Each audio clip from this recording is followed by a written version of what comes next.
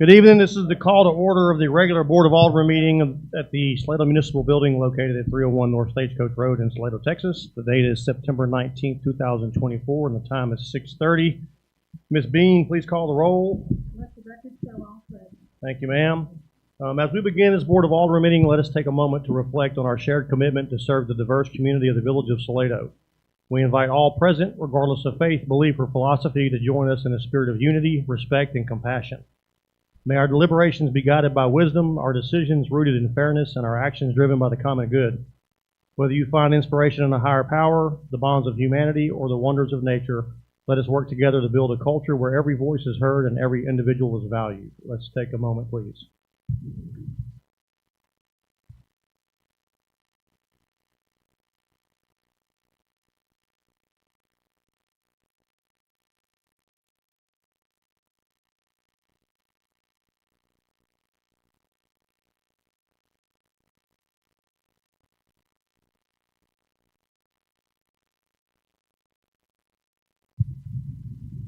Thank you. Please stand and join us in the Pledge of Allegiance and salute to the Texas flag.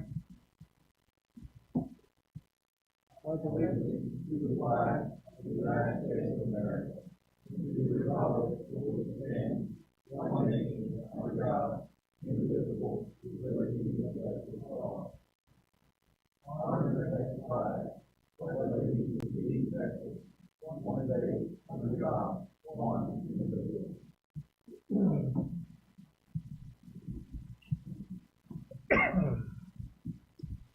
Thank you. Item 1, public comments. The Board of Aldermen welcomes comments from citizens on issues and items of concern not on the agenda. Those wishing to speak must sign in before the meeting begins and observe a 5-minute time limit. When addressing the board, speakers will have one opportunity to speak during this time period. Speakers desiring to speak on an agenda item will be allowed to speak when the agenda item is called. Inquiries about matters not listed on the agenda will either be directed to staff or placed on a future agenda for Alderman consideration. First up, Mr. Charles Simmons. Please state your name and address for the record, and also please speak into the microphone. Charles Simmons, 217 Salado Street Place, Salado, Texas. I have 2 or 3 issues I'd like to bring up. I happened to be sitting out on Main Street the other evening, and frankly, the traffic was whizzing by there. Do we issue warnings on Main Street? Do we issue tickets on Main Street? I was appalled at the speed at which people were traveling, particularly contractors' vehicles. I think we need to look at that and even put I think we have a speed bump thingy sign that says you're going over the speed limit. Put that out there. I think we need to look at that. People want to be able to walk on Main Street, open the backs of their cars that are faced to the Main Street with some safety. I mean, I would even be for reducing the speed limit down to 25, but at least we need to start enforcing the 30-mile-an-hour speed limit that we've got here. So I'd like the constable, et cetera, to look at that. I've also heard some comments about criteria for the Planning and Zoning Commission, that it needs to be a developer or someone in real estate. I don't think that's particularly a criteria for that. Frankly, developers and real estate people are often only interested in sales and anything to make a sale. I think anybody with a large background and an interest in caring about the long-term value of Salado is what we need on the P&Z committee. And finally, the West Side overlay.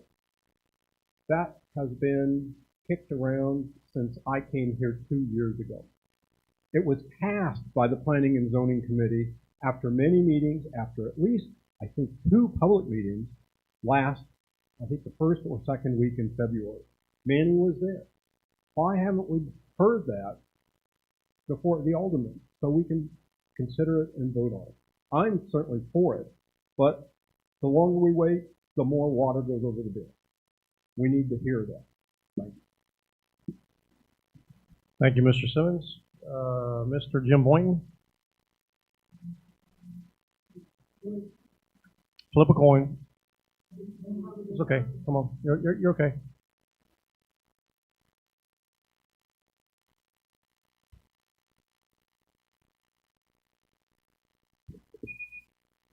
Thank you, Mayor, for allowing me to speak to the board. I wasn't planning to say anything tonight because I didn't think anything about the west side was going to come up. But since it has been discussed by Charles, and he's right, they've talked about it for over 2 years. I attended every meeting possible that I could. Maybe if I didn't, Linda did, and John was there to tape. So we have heard all the discussion. I will let you know that a big discussion had to do with the map. There was never any map distributed or shown to anybody about what west side we're talking about. And for a long time, it was like from the corner of the Copeland property, which is now going to be the McDonald's, down to, I guess, the parking lot of Johnny's. But, and then there were questions, well, why are we stopping there? Why doesn't it include the Spirit property, the golf cart property, which is in town, the Golf View, well, it doesn't, Country Boy is not in town, Cowboys is not in town, but Country Boy, the gas station is, didn't include that. And as we found out during discussion, our sewer line actually does go all the way down to Robertson Ham's property. Now, I don't think they're in town yet, but our sewer line's down there. So why wouldn't we include all the property along 35 all the way down? And then there was some discussion about it going all the way to 2484. And now we've got property that we've taken in with Quick Stop. I don't think we can include that property because they have an agreement, I guess, with town. But we could go all the way along, all the way down to 2484, and all the way to Johnny's, and actually to Salado Creek Road, because there are properties on Salado Creek Road that would face 35 and are zoned for businesses. And the golf cart place is for sale. I don't know, maybe it's sold while we were gone, but that property could become something else. So why wouldn't we include that? It's facing 35 as well. There's just a lot of questions around what overlay, where's the overlay, and what exactly, and why, and the group that was part of that, the task force, was very handpicked. There were other people who requested to be on that committee but weren't allowed to be. And and there were a group of people who signed a petition that wanted to be part of those decisions. I had about 10 signatures on that petition. So I just think I'm for development. I'm for growth and for more sales tax for town. We are getting many. When I came home, I had about 10 offers for different properties. So we need to be welcoming, in my opinion, and work with these people who want to make sales tax for us and want to spend their millions of dollars here. Yay! So that's all I wanted to say. And let's give it some deep thought here. So, thank you. Hey, Darlene, can you, real quick, just give your name and address for the record? Oh, I'm sorry. Yeah, Darlene Walsh, 1001 Mill Creek Drive. Haven't moved for a number of years. Thank you. Thank you.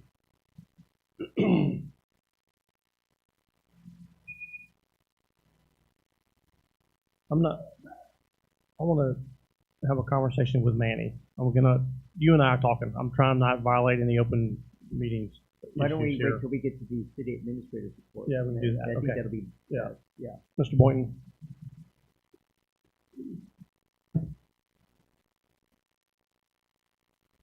Jim Boynton, 3565 FM 2843 in Salado. I'm here because I've got a whole lot of calls, and I don't know how to get on Facebook. I don't even know how to do any of that. But I've got some stuff sent to me that came off of a Facebook page critical of what you guys are doing.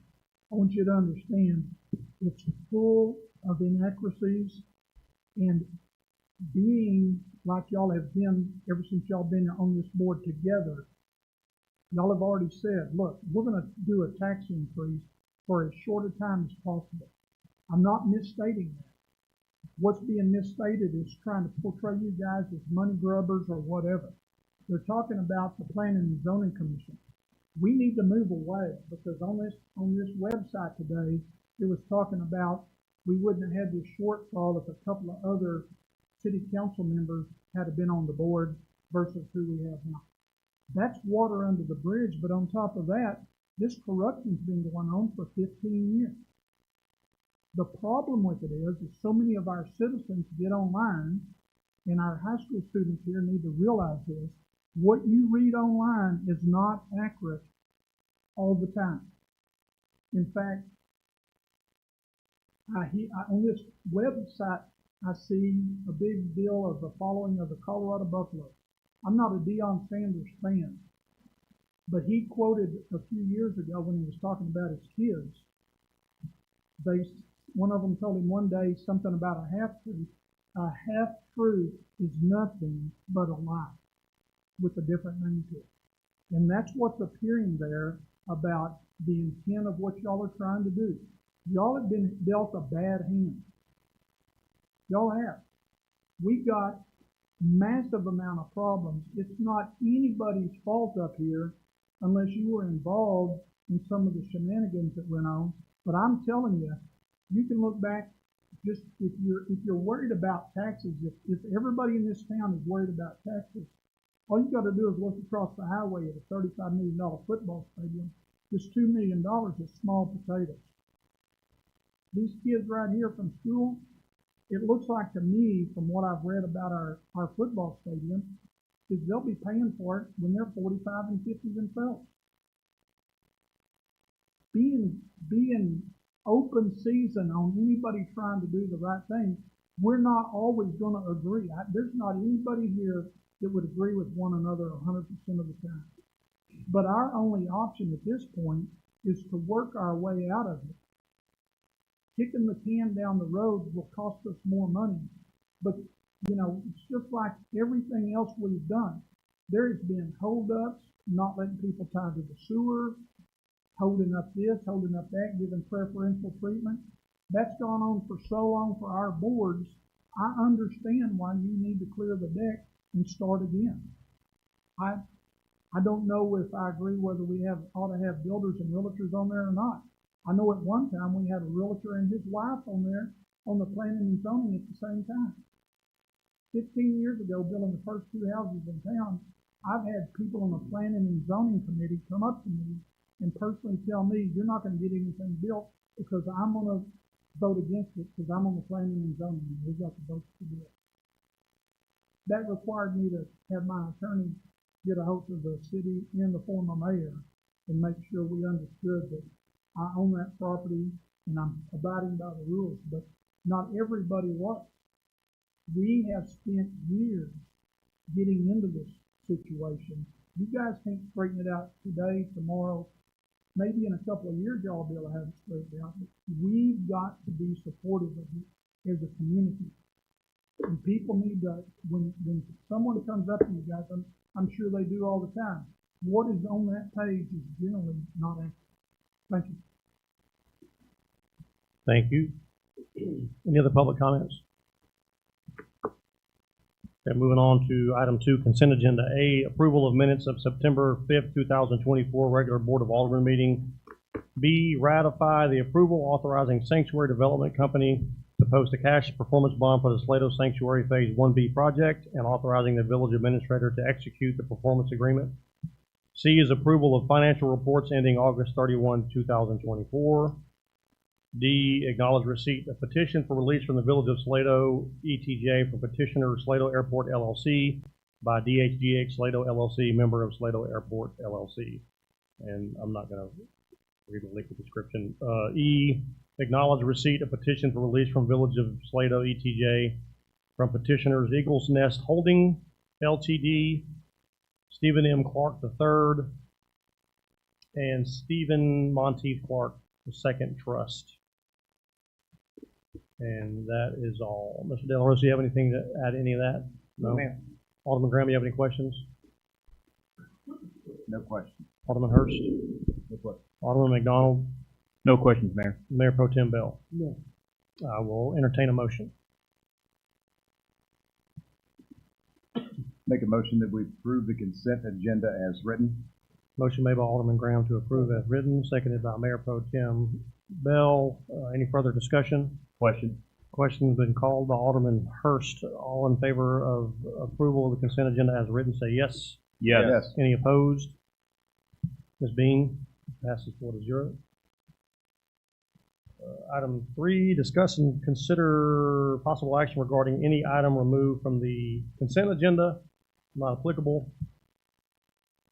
And number 4, status reports. A, the village administrator's report. Mr. De La Rosa. Good evening. You're going to see up on the presentation up there the sales tax collections for June, actually, of 2024, $74,569. You'll notice that it's approximately 10,000 over last year this time. So that's good. And then I'm still trending the previous year. So do you have any questions on sales tax? Okay. Mary, you had a question for me earlier? Yeah, about the P&Z selection. There's some misinformation floating out around there about who it is that we're looking for, what the requirements are, and it's much deeper than just anybody with development experience or real estate experience. That was a very diverse background that you sent me and the rest of the board as far as what we're looking for. So do you want to speak to that? Yeah, let me just say, the criteria isn't that you have that you be a land developer, a realtor, a broker. It was very generic in the sense that it says that you have to have some planning experience, development experience, basically that you were open and objective to listening. So, which is some of the criticism that I hear that we're not, or they're all coming from one certain place. So it needs to be more diverse. So it was very generalized. I must have looked at about a dozen cities. I picked out some of the information. Some of it was recommended by the city attorney what cities I should look at. Not only was I looking for the criteria, also how to best institute how we're going to appoint the staggering periods, and and what bylaws that we may need. For example, we were discussing about the alternate last time. Other cities said, yeah, if there's one alternate, there's 1 year. If a board member is absent, then the alternate at that time has full power to vote. If there's 2 alternates, there's a first one and a second one, and they're taken in that order. It's very specific as to what their guidelines were. So whatever I put together, I'll send it to you, for you to determine if that's the criteria that you're looking for. But it will not be so specific. And again, I recognize that sometimes when you've got builders and developers and real estate folks that within the community, you may have a conflict of interest, right? Which is kind of some of the other things that we're working on. What will the code of ethics and conduct be for elected and appointed officials, right? It's not just you up there, it's who you appoint specifically to the Planning and Zoning Commission. Thank you. Next one is the West Side Overlay. I sat through some of those P&Z meetings, and the question was asked, are they ready to send that over to Board of Aldermen? And their response was no. Like as written, it's not ready. Yeah, they were okay with the criteria. They have not been able to decide on the map. And Mrs. Walsh is correct. So the conversation is sticking with QT. QT is LR, right? And if you're familiar with Chapter 245 of the vesting statute, all of Salado Phase 1 and Phase 2 have been in discussions with the city for better part of since 2020. We pulled up the zoning ordinance and the development agreement when Alderman Graham was the chairman of the Planning and Zoning Commission, and when it went through that process, and it went to the city Board of Aldermen for approval of that zoning ordinance. We actually had to go look for it on that laserfish, and we've updated the map. So if you go online today, you'll see that a lot of those areas that we were missing the zoning for are starting to get filled in. Eagles Heights being one, Drake's Landing, Sanctuary, the development. So, but getting back to yours, Mayor, they think, so it's no longer just at the old Copeland property, which is McDonald's. Now it goes all the way up to West Village beyond that point.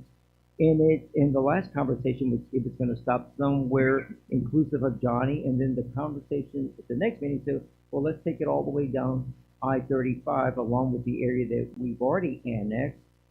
And the conversation, not only should we have zoning within the city limits, we should have proposed zoning outside of the city limits, which is common, but it is proposed. So the part of the conversations was, can the Board of Aldermen can they set zoning that's not in accordance with the comprehensive plan? And the answer is yes. You're the legislative body. So the question was, how did TT get zoned? And can other areas be zoned without it going back to the planning and zoning? And many times those things are handled through development agreements. So the answer is yes. You are the elected representatives for the city. Ultimate decision is yours. Thanks, sir. All right, you want to finish with your update, and then I'll open it up. I believe the next one is going to be an update on update on selected alcohol beverage options election goals, November of 2006, and Ms. Pence is going to walk you through that.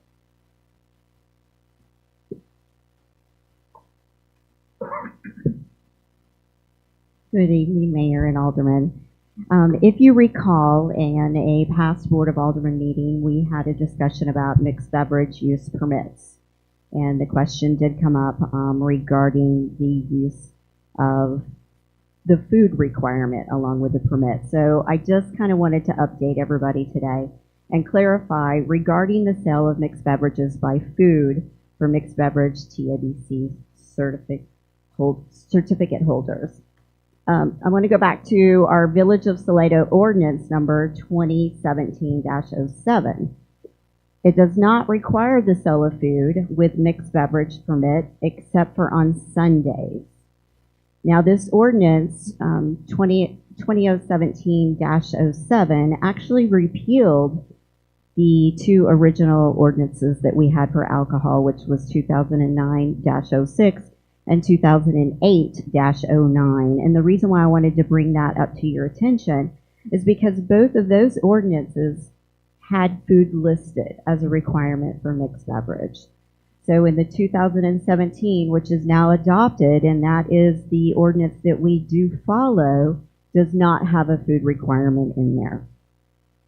So I wanted to give you a little history on the Village of Salado, and some of you may know this, but this was new to me. On November 7, 2006, the Village of Salado actually held a local election voting to approve the sale of mixed beverages by food and beverage certificate holders only.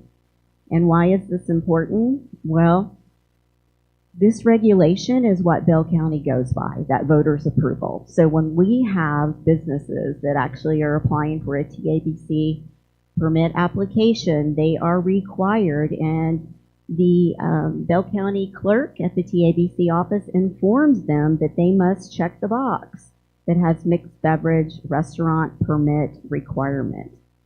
So again, Salado is not requiring this, but these businesses do have to follow the TABC guideline and be in full compliance. So it's really important that they know that and that you understand where the differences have come to light in reviewing these. I'll be happy to answer any questions. The only thing I would like to add, until Salado holds another election, we still have to follow that 2006 election, the ruling. So Gina, the question I have, and I want to make sure that I'm following you here. Bell County's restrictions as far as this is concerned, they want to sell alcohol, mixed beverages. There is a food requirement. TABC is requiring that, yes, and the Bell County officials is where they are going to file that TABC application, and those clerks inform the business applicant at the time when they're submitting that. So I wanted to make sure that we had this information correctly so we could help inform our local businesses as well. And so our existing ordinance is actually, how about this, less restrictive than our county's position. Is that correct? Yeah, let me correct it. It's not a county, TABC election. TABC. It's a state. So when Ms. Pence mentions Bell County, it's the TABC office in Bell. Okay. So TABCs are, for lack of a better phrase, more restrictive than the ordinance cited in 2017. Is that correct? That is partially correct. The whole reason why we're having to follow this is because our voters voted on this in 2006, and that is the ruling that they must follow at the TABC Belton office. Does that make sense? Yeah, Okay. I mean, It, in it's a following lot. the TABC regulations, it seems like that would make that 2017 ordinance irrelevant. No, sir, We it would makes use it, state law is how this rule came into being, and it just supersedes that provision. Okay, so remember, you might have heard me mention that I'm not familiar with what they're stating, but if TABC requires it, which is a state law, because that's what they're complying with, then you have to follow TABC, you have to follow state law. And this is what the applicant is doing. The applicant is at the office, and they're saying, I cannot process it without you checking off that box. So an applicant, not the village, is checking off that box and signing it, saying that they're going to comply. In other words, let me make it very clear, they are in jeopardy if they are not in compliance with TABC. That's the authority that they're agreeing to meet. So if you're selling alcohol in town, and I may be totally turned around on this, if you're selling alcohol in town, you have to be able to provide food as well. Is that correct? It has provisions and some exceptions in there, and you gotta follow those very specifically. Yeah. Yeah, so there is some provisions, you can cook, you can have, you can bring in food, so you can have food trucks, I mean, there Right. are options. Yeah. But you must comply, and you gotta fit in, you know, and let me tell you what I mean by jeopardy. They have to be able to show proof going back 4 years if they're compliant. Uh-huh. It is not something that the village, we enforce our ordinance. Yeah. But this is something that was done by the voters through a state law, and they're the enforcers. But what about the concept of you can add to but not take away from? Because it seems like in some ways the 2017 ordinance is taking away from the piece that TABC is asking a company to provide. Yeah, that provision makes it in conflict with state law. State law protects. That's all it is. Because you've got other provisions of that 2017 that we recently amended that stayed in place. Mm-hmm. Right? So ordinances, unless it's fully repealed, or if there's any provision, and there's language in those ordinances that if there's anything in here that's in conflict, it doesn't do away with the rest of it, with the rest of the ordinance. So in your opinion, does it look like we need to take a look at that 2017 ordinance and maybe We amended it review this year. / discuss it? We Yeah, amended we- it in we've already done that. 2024, when we did away with all public hearings and so forth, in accordance with state law. So we would have to go back and amend the 2024, put in a provision that you must comply with this Rule 335, I think what it is, based on the November 2006 election. It would be better if we gave notice in our ordinance so that they understand it a little bit better, rather than when they're at the window at the TABC office filing their application.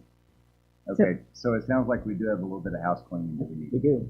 Yeah. Yeah, it would be, provide better notice to those businesses coming in. Okay. And the only thing I want to clarify, Mr. De La Rosa said that we did update that ordinance, but when we updated that ordinance in 2024, we did not remove that food requirement on there. That was removed in 2017. I just wanted to be clear about that. Yeah, I was about to say, because I mean, it was my understanding that we always had that food piece in there. So when I The heard Sunday, yes. that the food piece was not in there, Except for surprised, Sunday. but then we're talking about the Sunday thing. That's all I have. Yes. Thank you. Anybody else? No, I just want to make a quick comment. I just think that the ordinance needs to match what the will of the voters was in 2000. However that's done, that's the way it needs to be. Yeah. Until there's another election that changes it otherwise. But it seems like in 08, 10, and 17, there was kind of this, oh, we'll just change it on the fly. Yeah. And with your approval, rather than amend it, I think we'll repeal all previous and do one clean ordinance that addresses it all in one place. That was my second question is, do we just need, if we hadn't done it already, rescind the 8, 10, and 17, if we haven't already, we make it all clean. We'll correct it. All right, you got anything else? No, sir. Good, all right, thank you. 4B, Police Department's reports. Chief Fields.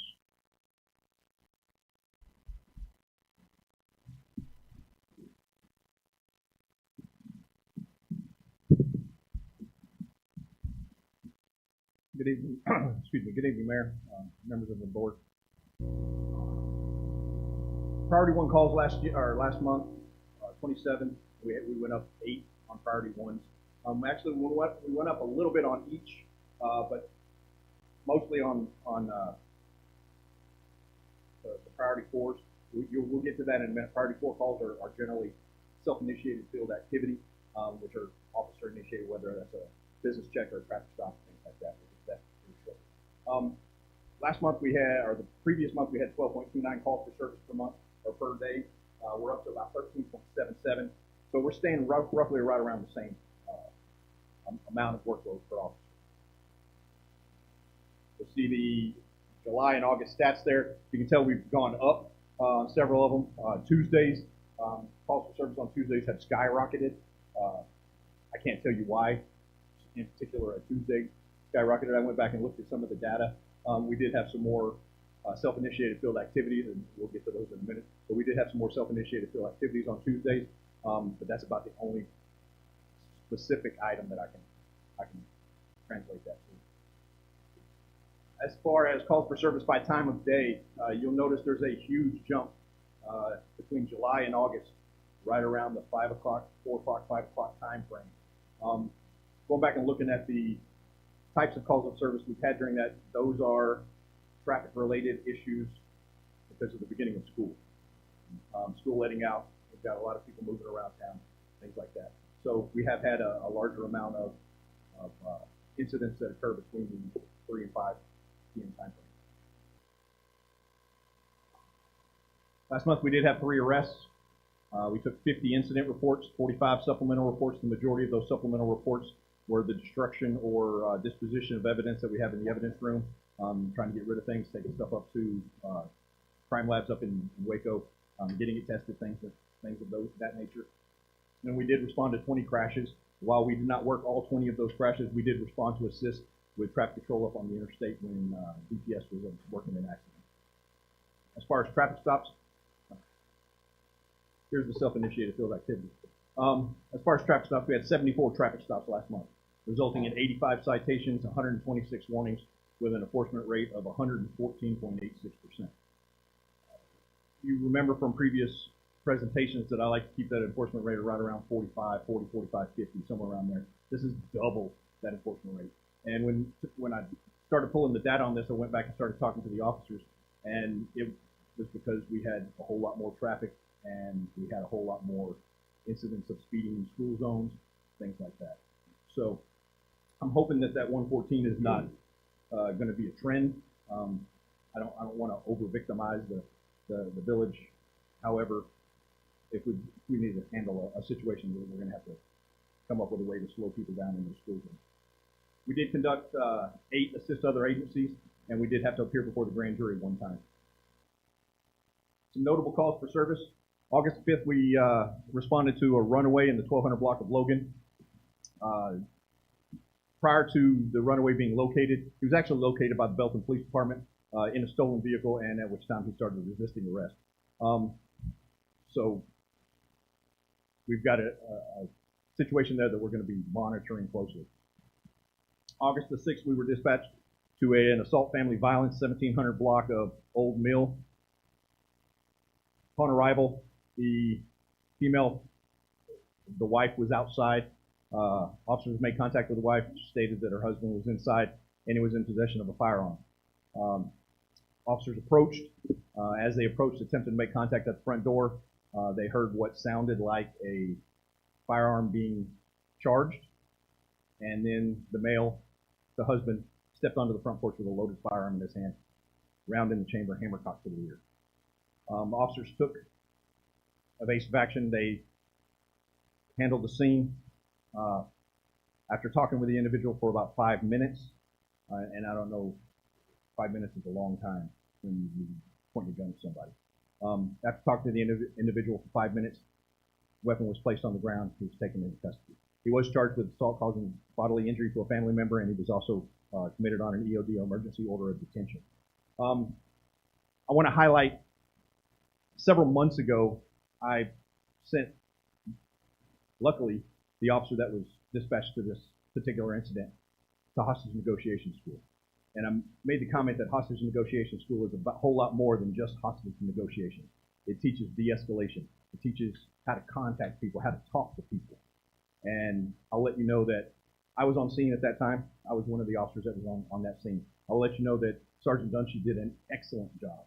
I'm not going to lie. As soon as the individual walked out on the front porch, there was some screaming going on. There was some yelling going on. But Sergeant Dunshee's training kicked in. He lowered his voice and he spoke to the individual. And again, got him to put the gun down peacefully. So I want you to know that just because we send somebody to hostage negotiation school, it's about a lot more than just that particular type of training. It's a mindset. August the 8th, we were dispatched to a suspicious vehicle. Officers made contact with the driver of that vehicle. During the course of the contact, probable cause for a search was determined, and the individual was later arrested for possession of a controlled substance, unlawful carrying of a weapon, and possession of dangerous drugs. August 9th, we had a theft by deception. Individual was, I hate to say it, but the victim of a scam. He believed he was paying Georgetown Mercedes for a warranty. That they contacted him after he purchased his vehicle. Turns out that was not associated with Georgetown Mercedes or Mercedes-Benz in particular. So luckily it was found out, and the total of the theft was only $1,761. I say only $1,761, but it could have been a whole lot worse. That case is still under investigation. August 18th, we were dispatched to a reckless driver call, southbound IH-35.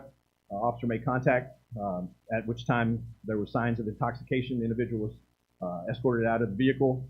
Field sobriety testing was conducted, and he was arrested for driving while intoxicated. Once they contacted and tried to get a driver's license returned on him, they found out that he also had a warrant for his arrest, so he was taken for both of those. August 19th, the following night, that same officer was dispatched to another reckless driver, made contact with the driver of that vehicle, found out that he was DWLI, which is driving while license invalid subsequent. Your first offense of driving while license invalid is a Class C misdemeanor. Once you've been convicted of driving while license invalid, if you get caught driving while license invalid again, that bumps that up to a Class B misdemeanor. So with that being said, he was arrested for the Class B misdemeanor of DWLI subsequent.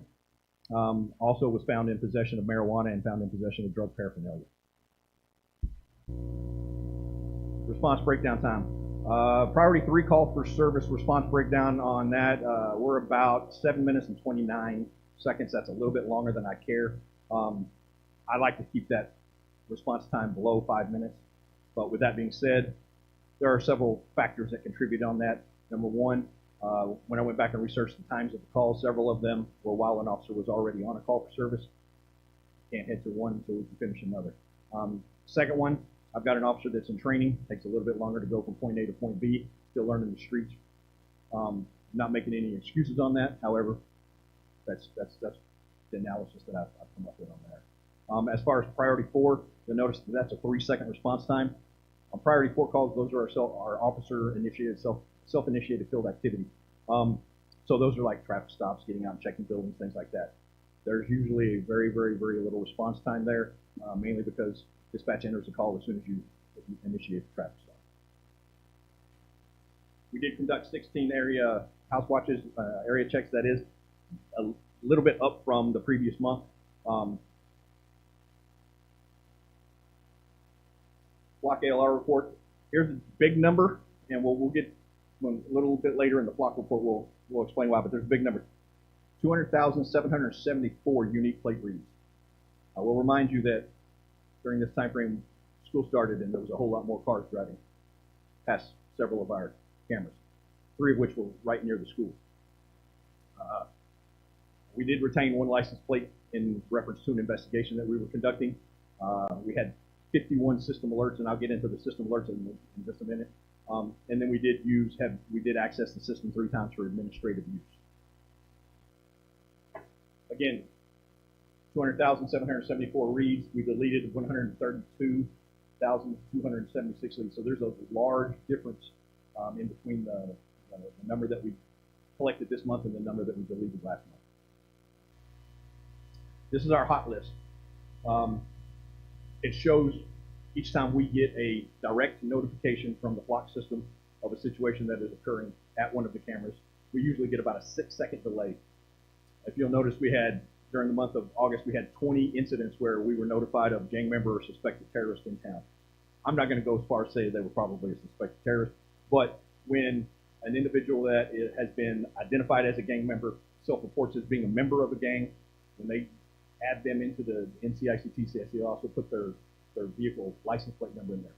So when that vehicle travels past one of our cameras, we get a notification that, hey, you've got a gang member in town. Same thing for sex offenders. When somebody registers as a sex offender, they have to put their vehicle description and their driver's license down. Once they go past one of our cameras, we get a ting.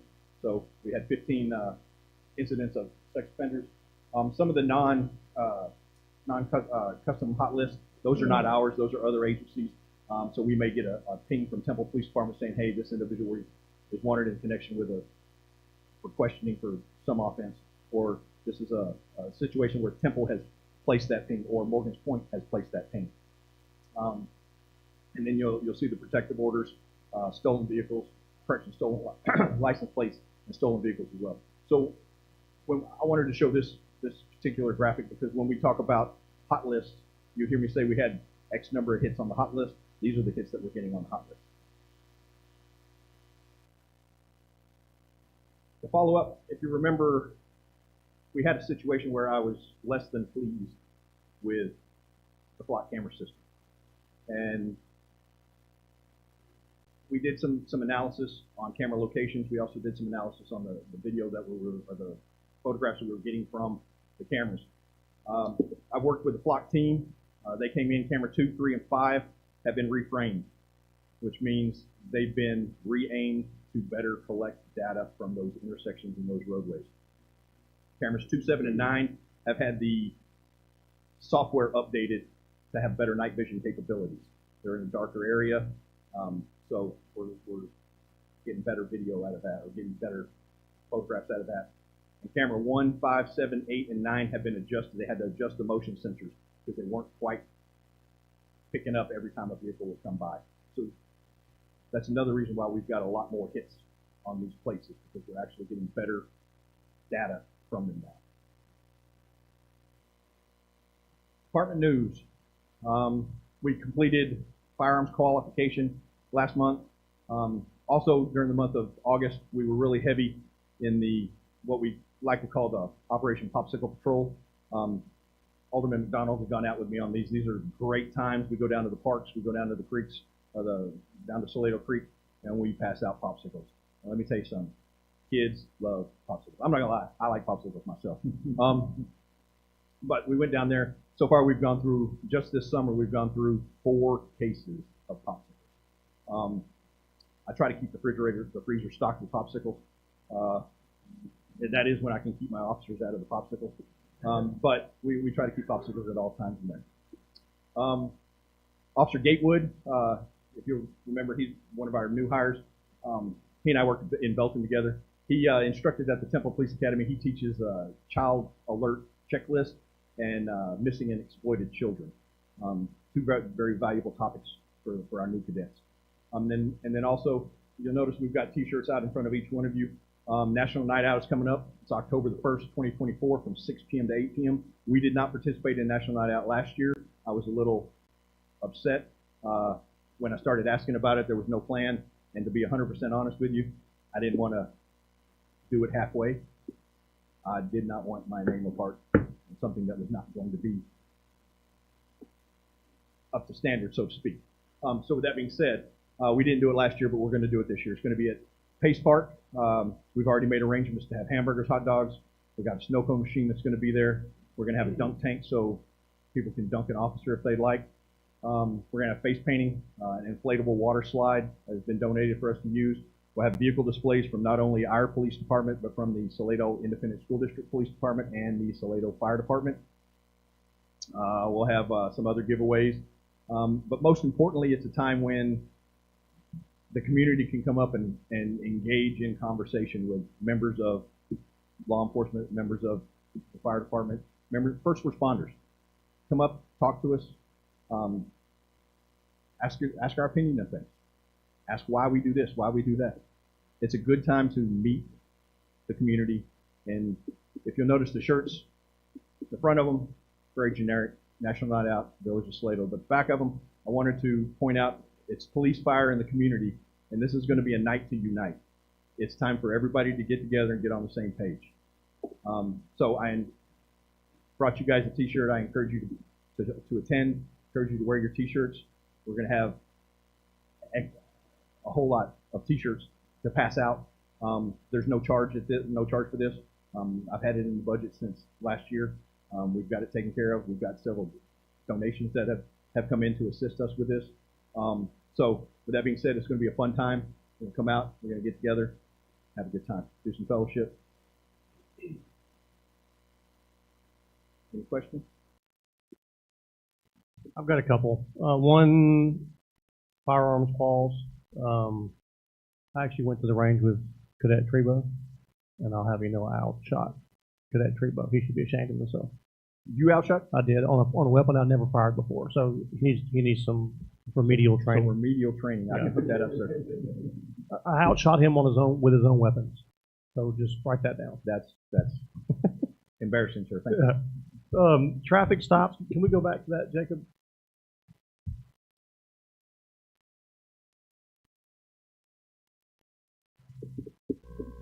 Uh, 174 traffic stops, 85 citations, 126 warnings. Am I reading that correct? With only being 74 traffic stops, you're issuing multiple citations, multiple warnings per stop. Correct. Okay. Some of the citations, speeding, no insurance. Some of the citations, speeding, warning for no turn signal, things like that. That's why you have different numbers in each one of those categories. There have been some that were just verbal warning or a written warning. Hey, do me a favor, use your turn signal. Hey, do me a favor, come to the police, stop at that stop sign. But when there's multiple violations, especially when they're considered a safety issue, traveling above the posted speed limit in a school zone, failing to stop at stop signs, things like that, those are going to receive citations. And then the other one was the blockheads. Gang member / suspected terrorist. Just for clarification, if you have a gang affiliation, is that not categorized as domestic terrorism? Could be. So that's why that's why the two of those are lumped together. I mean, when it says suspected terrorist, I mean I'm not looking for Bin Laden. Bin Laden. Yeah. Okay. So, that's all I got. You got anything, Alderman Graham? Any questions? I do. Chief, golf cart / UTV drivers under 16. You know, I know we can't all be everywhere all the time, but we have had. I will let you know that we've had several instances where officers have issued citations to operators who are 16 years of age or less, less than the age of 16, and had parents come pick up golf carts. I will let you know that has happened on multiple occasions. If we come across it, we come across it. The problem that we have is you don't have any less degree of probable cause to initiate that traffic stop. If you're driving a golf cart and you're 8 years old, I can tell you're 8 years old. right. But if you're driving a golf cart and you're 13 years old, I don't know 13 to 16, and if I make the wrong judgment on that, I'm detaining an individual without probable cause. So with that being said, if there's other violation, crossing center stride, not stopping at stop signs, failing to signal, things like that, then that gives us probable cause to make that stop, in which case we can find out, oh, you're only 14, you're not supposed to be operating a golf cart. So there are other things that go involved in that. But just to make a stop based solely on, well, he looks like he's underage, sure, we're not going to. But I mean, like you said, they're paid. Yeah. And if it's obvious, we right. can make that stop. Thanks for that. Second question, and we probably can't get a lot on this, but I'm curious, what can you tell me about where we are with respect to the investigation an update on that with respect to our budget deficit and all of that. I have Is there collected, anything we can? I can tell you this, it's under investigation. I've collected numerous documents. I have been in contact with Kent Richardson with the Attorney General's office, State Attorney General's office, who has more resources than we do. And I have also, matter of fact, made contact today with a gentleman by the name of Matthew Holly, who's a sergeant of the Texas Rangers over this area. I've had conversations. It's under investigation. All right, so we still have momentum with that. It's Correct. not like stalled out. Absolutely. And then third and final question. No, actually, two more. When can we take the flags off of the Smith Bluff stop signs? Or do we? I mean, what's typical in that situation? Usually it's anywhere between 6 weeks to 2 months. We're past that right now. We can take them off. That's just something I haven't thought about. Okay. I can get them taken off there. All right, and then collecting on citations. You know, in the past we've been a little sketch on that. Are we seeing ourselves collecting on citations? No, sir, that's not. What I have to do is I have to coordinate with the judge how he wants to handle failure to appear and warrants. So we can cannot enter them into a system, into the Omni database that prohibits you from renewing the driver's license if you owe us a citation until I get some other items out of the way. Okay. So we're looking at that. Oh, yeah. So we are hitting a lot. So that is something that Mrs. Dean and one of our permit clerks will be working on. And you might recall we just sent her to a 24-hour class on how to be a court clerk. So Awesome. yeah, the same. That's all I have. Thank you. Thank you. Alderman Hurst? No question. Alderman McDonald? No, thank you. Mayor Pro Tem Bell? Chief, we appreciate you. Thank you, sir. 4C, Tourism Department's report. Ms. Whitson?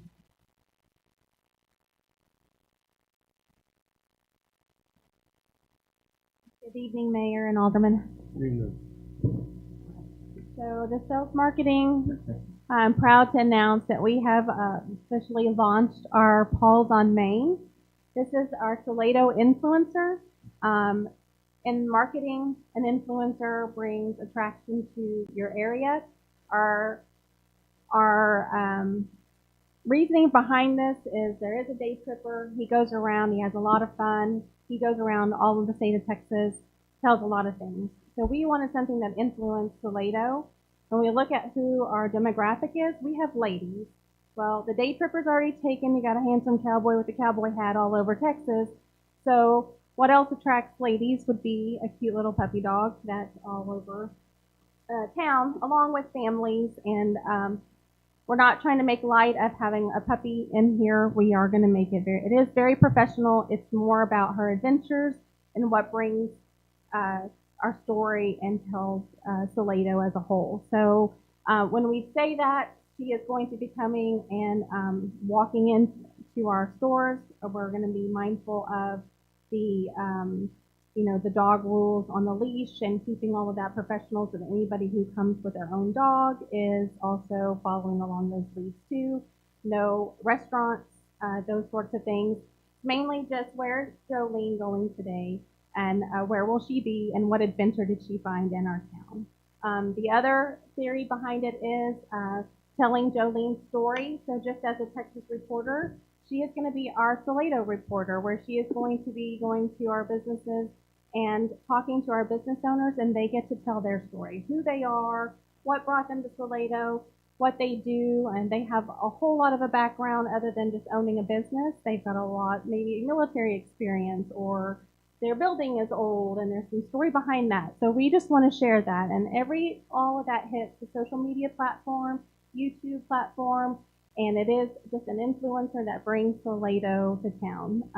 Not to mention, a little bias, she's very cute and very friendly, and hopefully she'll be the little famous dog everybody's looking for when they come to Salado. Where is she at today and what's she doing? So that is why we launched her and why we came up with that idea, something different than we've seen other cities do. It's not just a person talking or just a video, it is an adventure to our town. We've also shared this with our business owners, and everybody is super excited for this. They're all already on board, and they're already asking us to be on their schedule for interviewing and when they get to meet her and when she gets to come to their place. So that's been our huge positive role in that. So we have created that. So we are on the move with that. And then as we move forward, Melanie and I have created our brochures. Created new brochures to promote the activities and what we have here. And we are partnering with we partner with several sponsors. And one of our sponsors is the Texas Brazos Trail. And as we have a lot of history here, we have given her our brochures.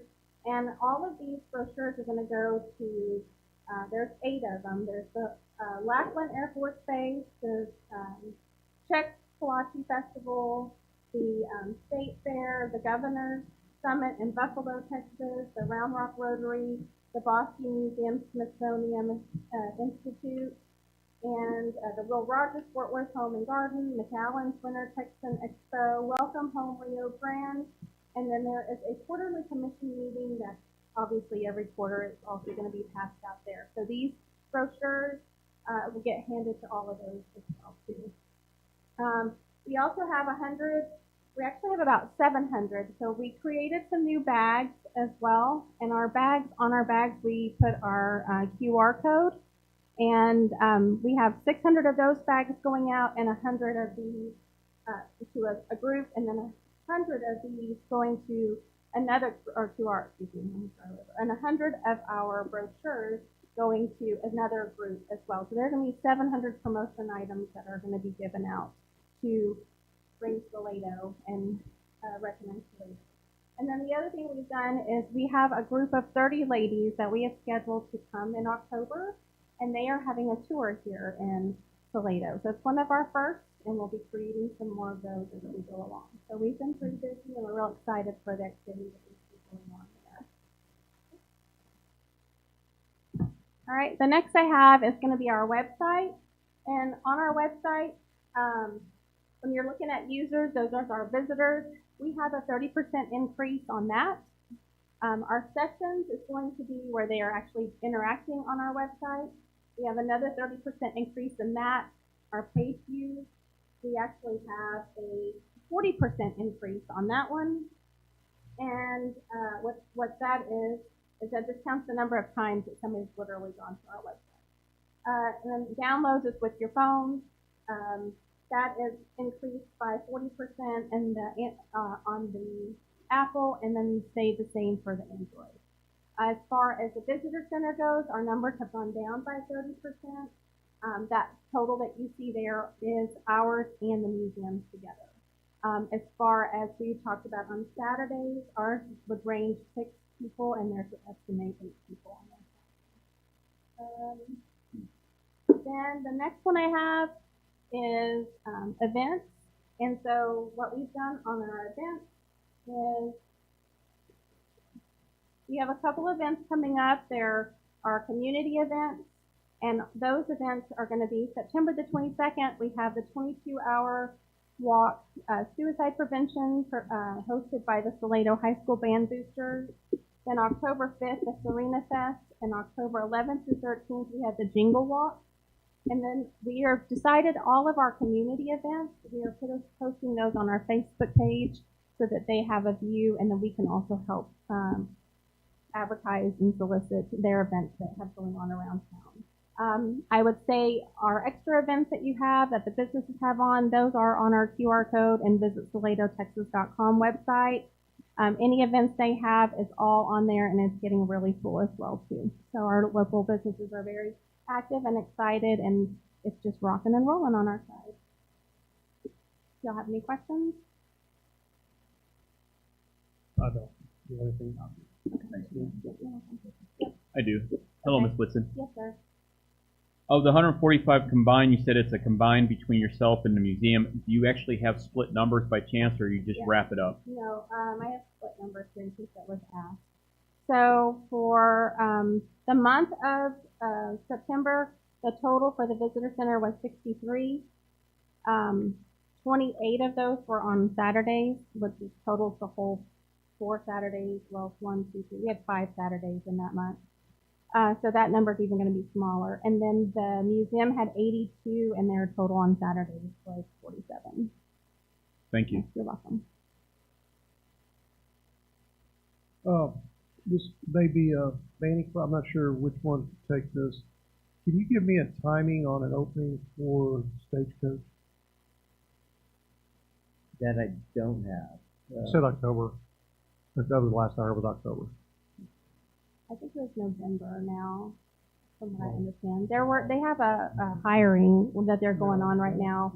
They're looking at hiring 60 people right now for their restaurant, and that will start this 24th through the 26th, I believe, is their date that they're doing the hiring process. Yeah, I'd just be curious what the timing is. I've been out of pocket a little bit. And I didn't know if they were doing what the soft opening was when they were, if they were just opening a certain part of it, starting out. Yeah, there's still been a lot you of can work. just get some dates for us. I will. appreciate it. Yeah, That's all. they poured the front, that new pavement area in front of the restaurant. I mean, it's very nice and wide now.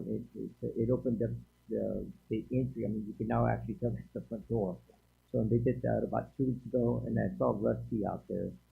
So, but I see a lot of activity. I just think There's some kind of activity. I was about to say the they're about to Salado have Shindig on on the September 27th. 27th. Yeah, I was about to say that. That's all their signage. I'm not sure what all that entails. It's but- a two-stepping dance is what it is that they're putting on at the Grace Jones Building.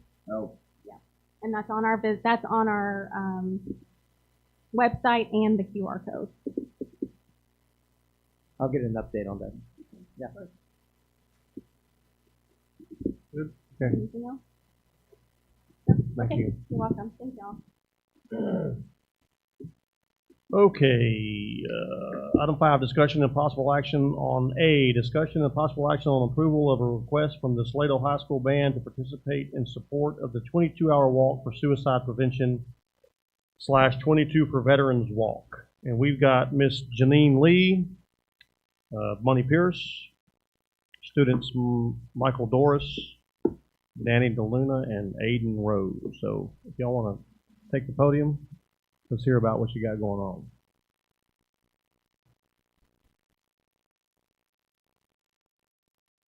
Good evening, guys. Thank you for having us. Appreciate giving us an opportunity to tell you a little bit about what we've done. Salado High School Band, we're hosting a 22-hour walk for suicide prevention beginning Saturday at 4 p.m. and we'll close out Sunday. Can you get up closer Yes, to sir. that? Sorry. Short people, you know. And we'll close out Sunday at 2 p.m. We'll start with a ceremony at 3 p.m. We'll have Mayor Henry speaking there. We'll have Bobby Whitson speaking, as well as Chris Bazar, and then a prayer from the pastor from First Baptist, and then we'll begin the first walk. What that walk really looks like is up and down Main Street. It's a 2-mile walk. Along that walk, we'll have posters. Gentlemen, if you don't mind. Posters that are teaching. It's suicide prevention. So all the way along the walk, I think we have close to 40-some posters where it's going to teach you something. Foods that are going to raise your serotonin level. It's hotlines where you can call. Kids are learning, what numbers to get a hold of. What we're really doing here is starting a conversation. Part of when they participate and pay for the $5 to walk, they also get an opportunity to have a white lunch bag to remember somebody that they've lost. Along the bridge is how we're going to demonstrate these. Around 8 o'clock at night, as it gets dark, we'll break chem lights inside this.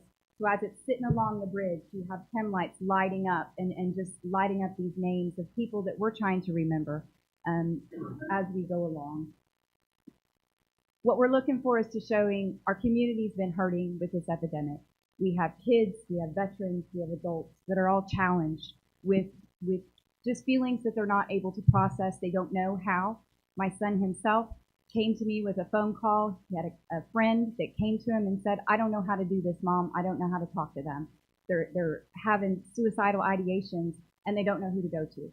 So we want to teach them. Yes, reach out to me, but let me get to your parents. Let me get you to somebody that we need. We want to reach out to these kids because you're not only got adults that are dealing with it, but these kids, are really dealing with it inside, whether it be bullying, whether it be cyberbullying, a lot of emotions inside those teenagers' brains. And we want to make sure that we're getting them the proper help and getting them where to go and how to do that. We're really just starting the conversation is essentially what we're trying to do with this.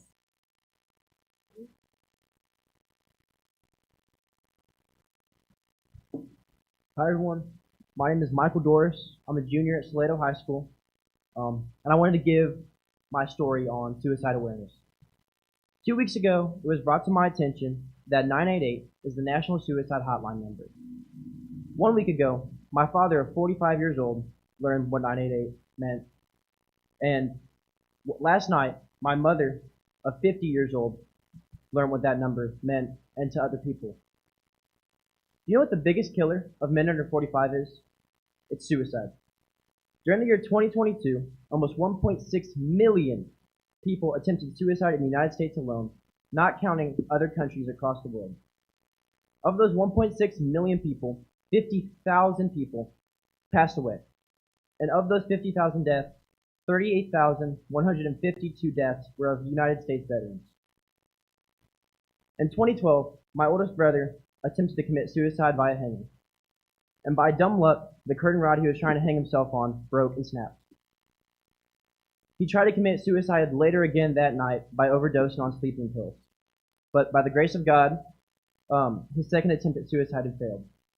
If it had not been for my sister who had found him on the floor, foaming at the mouth, he would not have been here to support me, my little brother, and the rest of my family through all of our endeavors. And he also would have not been able to grace me and my parents and my little brother with the 17-month-old niece he has given us recently last summer. This is the reason why the walk means so much to not just me, but Janine and everyone else at Salado and everyone else who has dealt with suicide. And this is just my story, not the countless stories of brothers, sisters, mothers, teachers, fathers, and students who have all gone through suicide or have lost a family member to suicide. Thank you.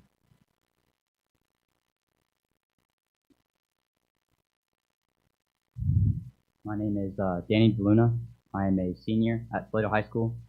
I came here to talk about the 22-hour walk that is going to be happening on Salado Main Street. I just wanted to say a few things because I didn't know I'd really be talking today. One thing is this event means a lot to me because one thing about me is I'm going to try and be inspiring. I want to try and lead people, and if I can do that in this event with me helping people to not go straight to suicide, that's not the answer. As my pin says right here, no story should end too soon. They really shouldn't. This shouldn't be a thing. It shouldn't be happening. But unfortunately, in today's society, it is. And it's very heartbreaking and devastating. And I feel like if we can walk this flag and show people that, hey, this is not the way out. And this is not the way to do things. And go and get help. Go and talk to someone. Go and do these certain things. You are able, suicide is not the way. It's not the way to go. And it's a very hard thing. It's very hard talking about this subject, but unfortunately, it's something that happens pretty much every day. Well.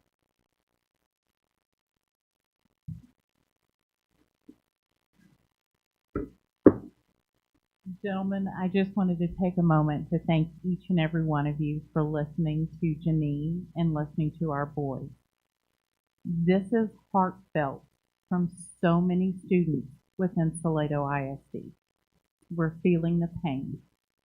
We hear it, we see it, and we need to reach out and teach people how to deal with it. We need to take this out of the taboo closet and get people the help they need. So I thank you very much for your ears, for your hearts, and for your prayers as we go through this walk together.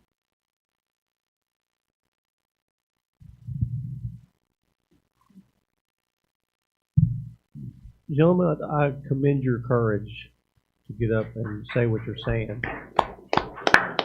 Truly I do.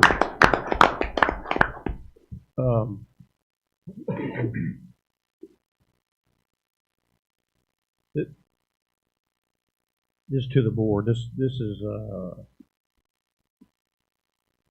topic that I feel very strongly about. I have,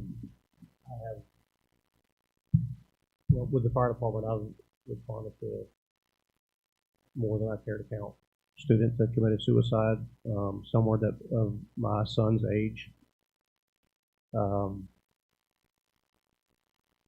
Dealing with a suicide is not easy, but especially when it involves a child. And also having my own personal dealings with suicide, which was the reason that I left the fire department. And I think this is a good thing. Community's going to rally around them, and I would, I'd like to see this push through. So I'm going to, Alderman Graham, do you have any questions or statements? Bonnie, thanks for coming. That was just you got to say that. Appreciate it. Thank y'all for being here. Fully support it. Alderman Hurst. Yeah, thanks for coming. Took a lot of courage to get up there. Alderman McDonald. Well spoken. Well done. Mayor Pro Tem Bell. Yeah, thank you.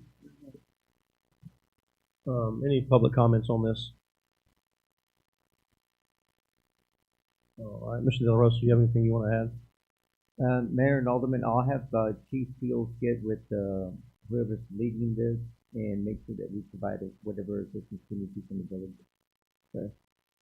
Thank you. All right, anybody have any questions for me? I probably should have asked this earlier, but when it comes to signing up, what's the device or location or roster, or you just show up? I mean, how does all that work if you want to be involved?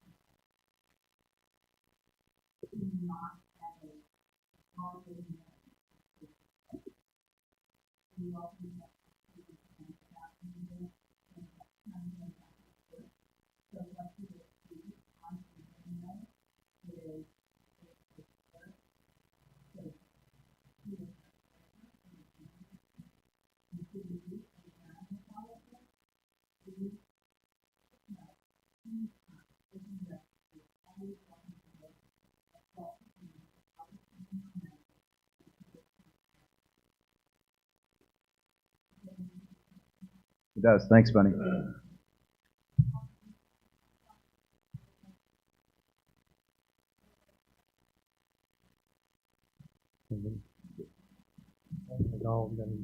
I don't. Thank you.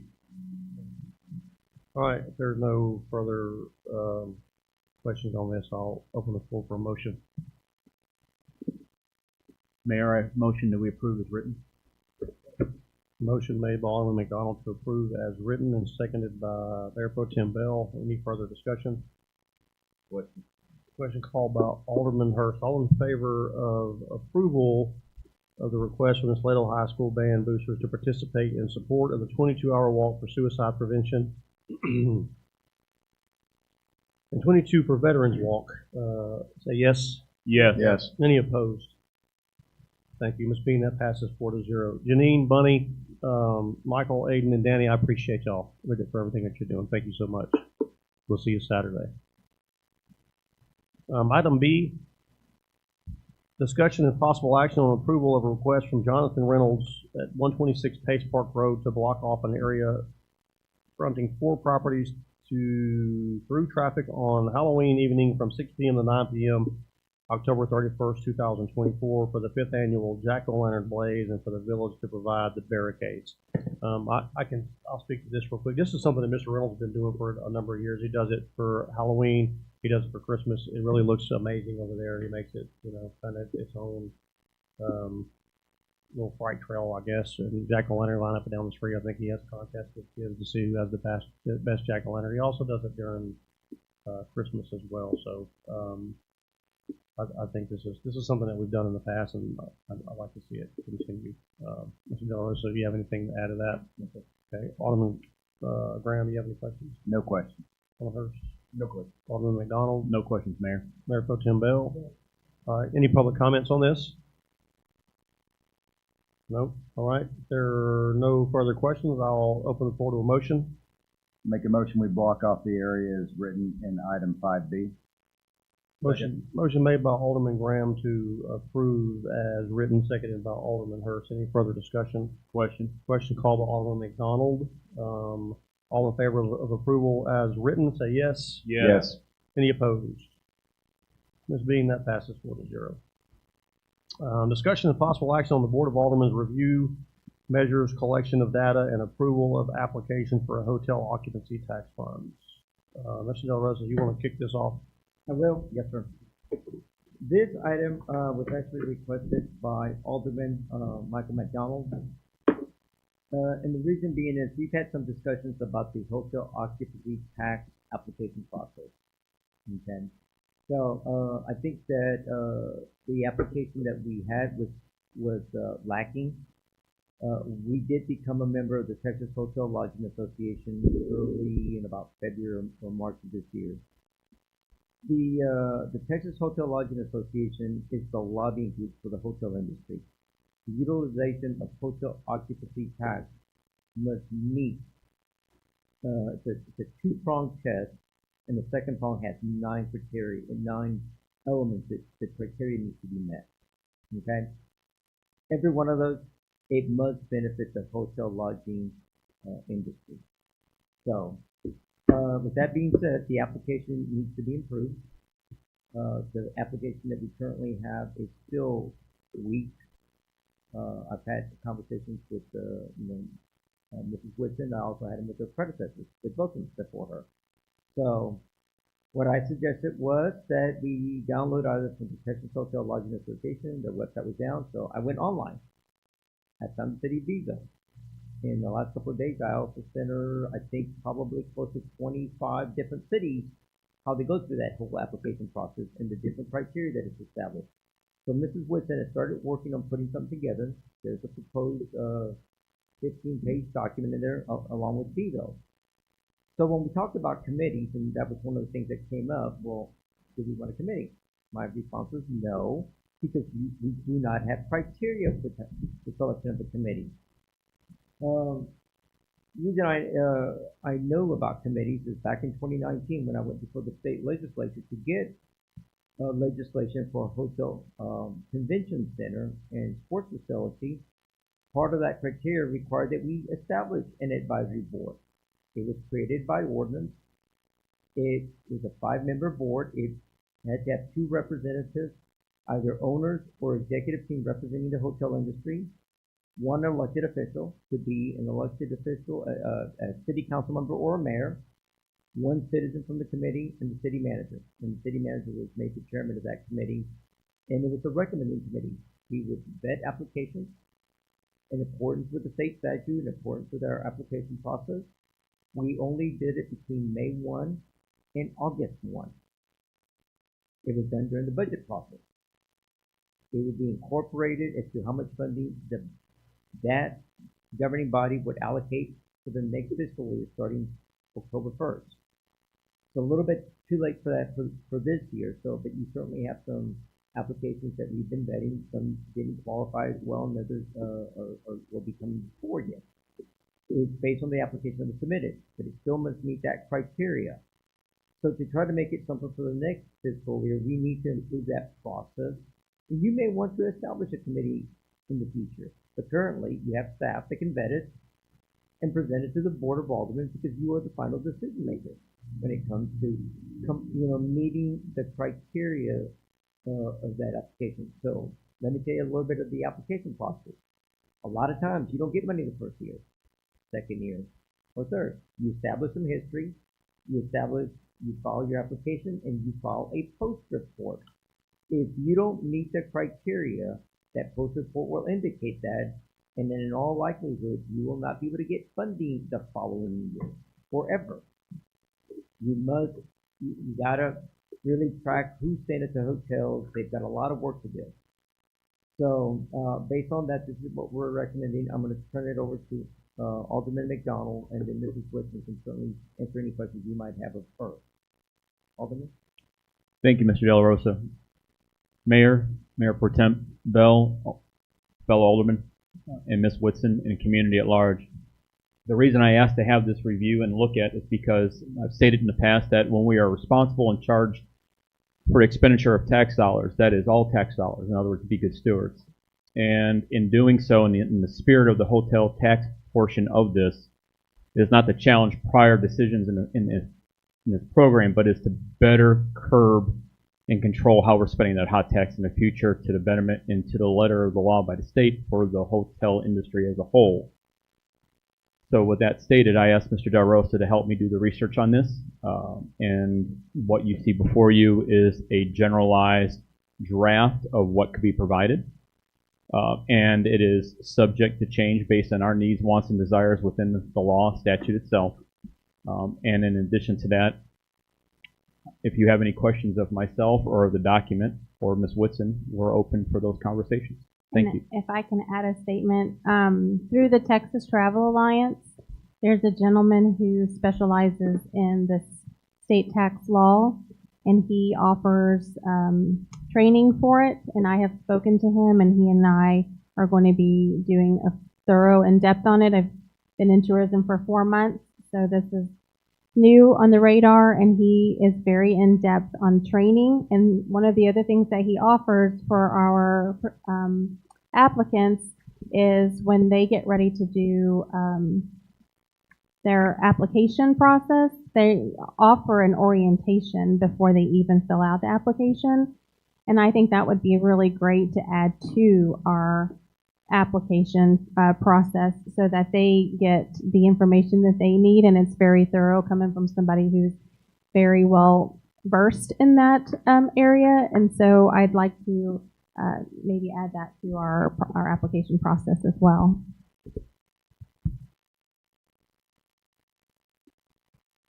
Alderman Graham, you have any questions?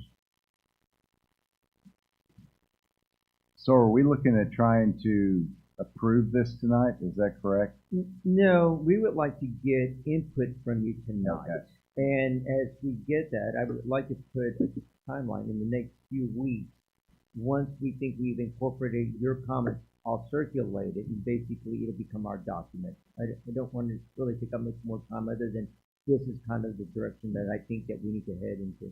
And this 15-page document is our application draft, right? Yeah. It's a draft, yeah. Okay. Oh, and one last question, and then I'll show you. The orientation you're talking about, that is sitting down with said organization saying, okay, here's this, here's some things you need to be aware of, now go fill it out and come back, right? So what we would have is, we'd have our process in place, and which would be after we decide exactly our application, and then we can have an orientation for all applicants before they complete the application so that they understand the full entire depth of that. And so when they ask for the application and we have our set process of when they're due, then they can all come to that orientation and learn that prior to filling out the application. Makes sense. Makes sense. That's all I have. So if we're not, this is not an agenda item for us to approve this application just to seek input on what we would like to see on there, correct? That is correct. So in the interest of time, how does the board feel about, instead of continuing to discuss this, and we can send our recommendations, do our research, send recommendations to Ms. Whitson, Mr. De La Rosa, and then we can circle back. Yeah. Okay. Concur. All right, so we're gonna, item C will be no action taken. What's the, when do you need this information by? I mean, do you want to, what, Yeah, the in the next 30 2 months days. or so, Yeah. 30 days, for you guys to have your input, and then by that point, I'll have visited with him on the alliance, and I can give any recommendations with your questions, and then we can put the plan in place for that. Perfect, thank you. Mhm. Moving on to item D, discussion and possible action on the digital billboard contract renewal with Primary Media Outdoor Advertising for period September 13, 2024 through September 11, 2025 on a billboard located on I-35 in the world-famous Salado parking lot in West Texas. Is that yours? Yep, I'm gonna go ahead and take it. Mayor and Alderman, I recommend that we not approve this signage. I don't think it benefits us. I don't think, if I'm headed from, Dallas down to Austin and I come across this sign, that I'm gonna think about an hour out that I need to stop in Salado. The benefits are minimal. I think that if we have signage closer, I think that that's the way we attract other businesses in the area. The other sign that we did let expire, and again, I don't recall bringing, or we might have discussed it, or it was just handled administratively previously, was the one we had down in Kyle, Texas. So, again, this one, Kyle, when you're coming from San Antonio headed to Austin, you go through Kyle. If you're headed to Austin, you've already got all, you've got Round Rock, Pflugerville, and every other city in the Austin area. So, again, I didn't think that benefit. We need to improve our tourism, our marketing, and how we reach out to those folks that are going to come here for the day or stay here for the night. I mean, we have two different demographics that we need to be targeting: the daytime for our businesses and the ones that are going to be here in our hotels. So tourism is not just hotel industry. It's not what I'm trying to say that we are. We need to try to get both in so we can sustain our businesses. So my recommendation is that it not be approved. Thank you. Alderman Graham, you have any questions? No questions. Alderman Hurst? No questions. Alderman McDonald? No questions, Mayor. Mayor Pro Tem Bell? Yeah, real quick. Manny, do you see us being able to reutilize these funds? Because these are HOP funds that are paying this, right? Yes, sir. Yeah, I see Mrs. Whitson coming back and offering some different type of billboards or something that makes more sense. Or even TV. Or any other advertising. Yeah, You're absolutely correct. because I think that would get us more. Yes. Than maybe this would, especially the one that was 11,000 for a year out of Kyle. That was pretty steep. Television, radio, and social media work great. Yeah, and you probably get a lot of spots for 11,000. So I think that's a good point. Yes. All right, any public comments on this? No. Okay, if there are no more questions, no public comments, I'll open the floor for motion. Make a motion that we do not renew with Primary Media Outdoor Advertising for the billboard in question over by Slovakians. Motion made by Alderman Graham for non-renewal of the billboard west. Second. Seconded by Alderman Hurst. Any further discussion? Question. Question called by Alderman McDonald. All in favor of not renewing the contract for Primary Media for the billboard in West, say yes. Yes. Yes. Any opposed? Being that passes 4-0. Item E, discussion and possible action on approving amended budget for fiscal year 2023-24. Mr. De La Rosa, there's some chatter out there that this is silly. Explain to us that this is something that happens all the time. We did it last year. We've done it for the previous years. Let's talk about it. Yes, sir. Historically, all cities amend their budgets. Sometimes they do it mid-year, and then at the end of the year, you've been doing it at the end of the year. Historically, you've been doing this. I confirmed with our accountant, and I even went to look for the agenda for September of 2023, and I saw it there. Okay, so let me explain. You adopt an operating budget. During the year, emergencies occur. You issue capital improvement projects like you did with Stagecoach Drive and Center Circle. Those were capital improvements. Those were in your budget. So you have to reconcile your budget at the end of the year with whatever actions you took. Now, unfortunately, you did adopt a budget with a deficit, which means that that budget utilized your reserves. You still should reconcile it because that is the industry standard. So I don't understand why there's a lot of chatter. This is very common from one city to another. No one wanted to go over their budget, but when you made those capital improvements, it benefited the community. We built a lot of potholes. So those funds were spent to improve quality of life. So I did send out the amended budget, and then I asked the accountant, which is the memo you see, to summarize it for you because I wanted to put it in the packet, which is why you'll see it September 16th. I speak with about every one of you, if not weekly, every other week. And I compliment, and the mayor and I have discussed it. I mean, he doesn't sign a check that he doesn't take me to task exactly what he's signing. The mayor pro tem actually has access to the bank account, read only, but every month he reconciles his own stuff and does his own spreadsheets. And Alderman, the rest of you, you don't hesitate coming in to see me weekly. So I think that in the last few months, you certainly have a better understanding of your financial position, certainly from me, and that's all I can speak about. But it is my recommendation, Mayor, that this amended budget as proposed be approved because this is the actions that you have taken during this current fiscal year. I'm going to open this up to public comments before we go into questions.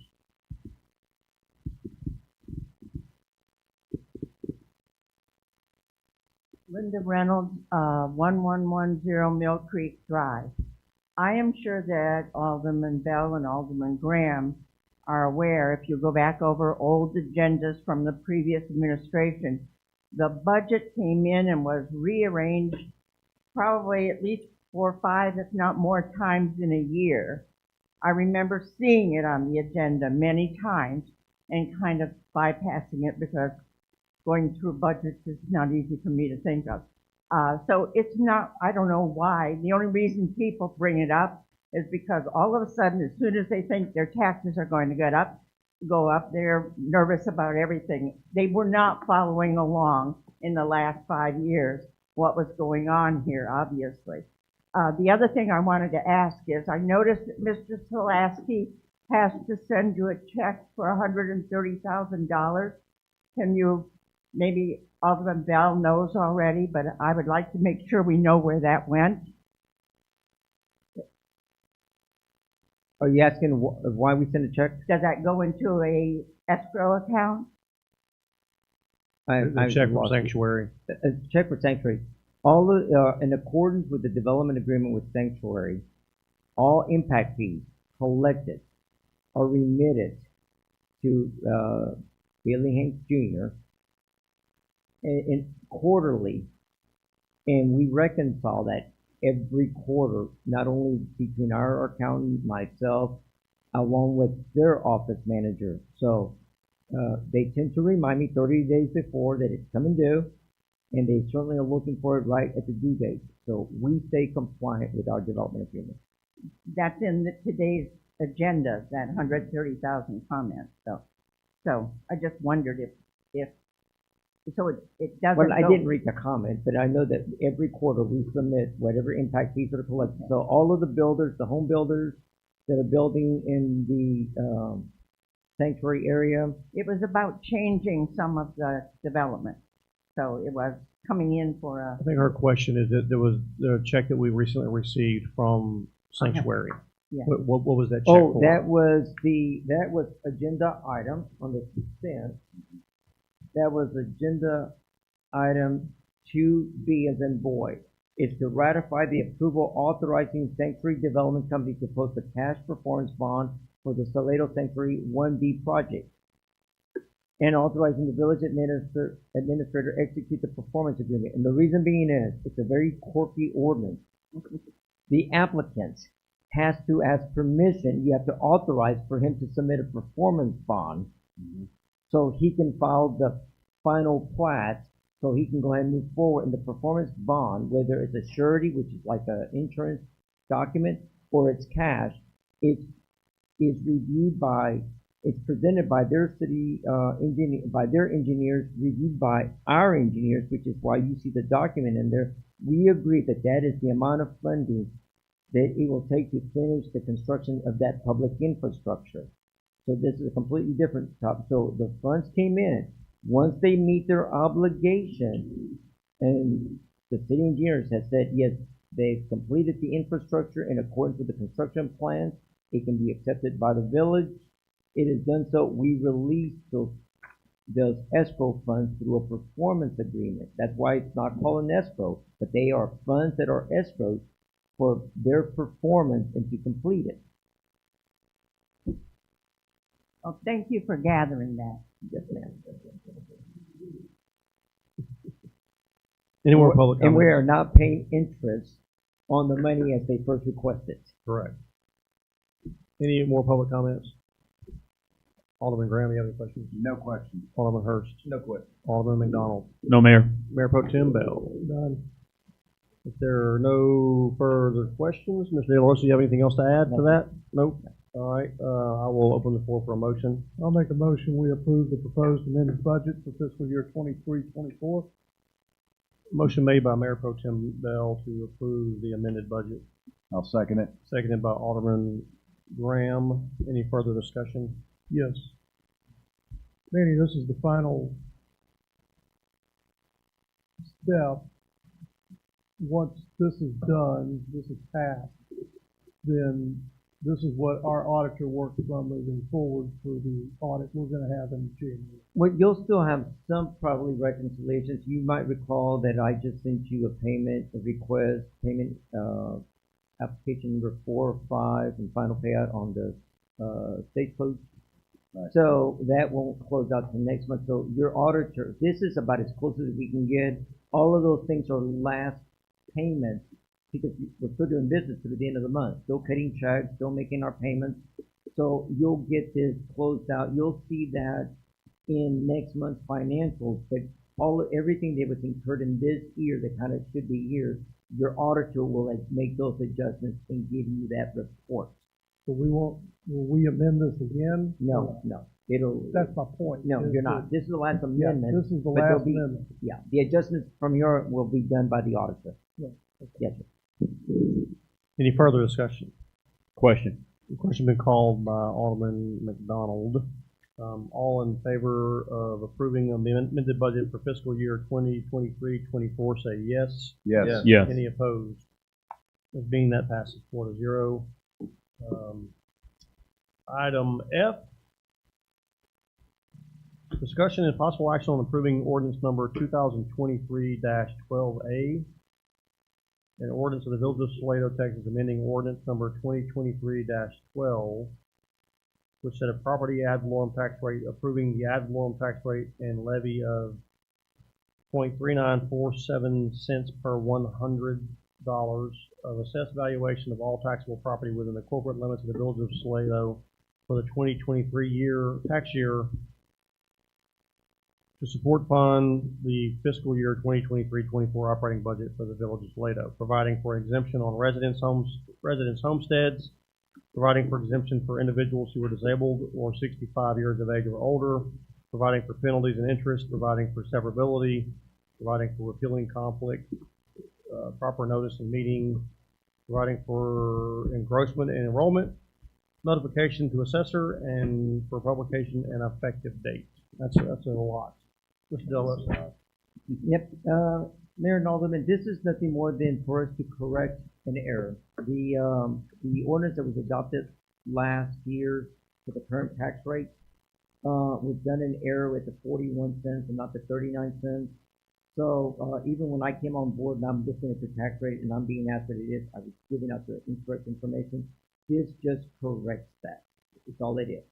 So we're amending that original ordinance with the correct tax rate, and then we'll need a record vote on it so we can just put it into our record.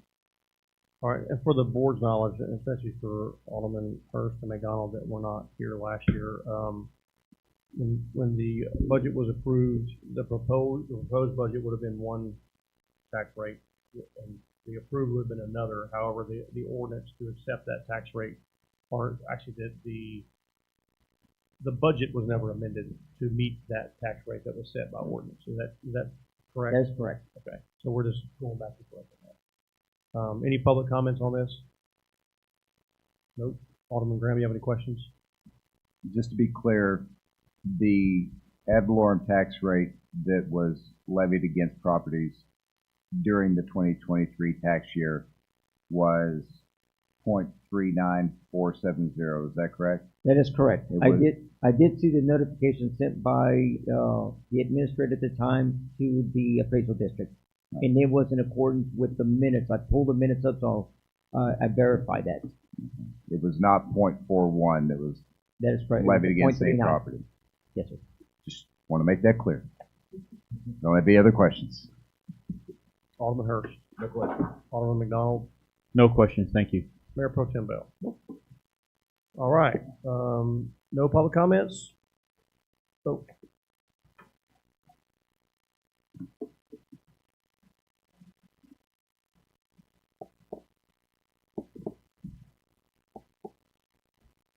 Yeah, I'm looking, Darlene Walsh, 1001 Mill Creek Drive. I'm looking at your meeting on August, oh, never mind. That was August the 26th. I was thinking September. It had .48. This is for last year's Yeah. budget, Darlene. Yeah, that was for 24, it says. 24, 25. We're going back and amending the Yeah. tax rate that was turned Okay. in for 23, 24. Yeah, okay, that was the previous meeting. I was thinking it was September. Okay, never mind. Thank you. Thank you. Okay, no more questions? I will open the floor for a motion. Move we adopt the amended tax rate 39.47 as correct, as presented, and Yeah, make, 0.3947. make the corrections to the ordinance as needed. Motion made by Mayor Pro Tem Bell to correct the, or to amend the ordinance 2023-12A as presented.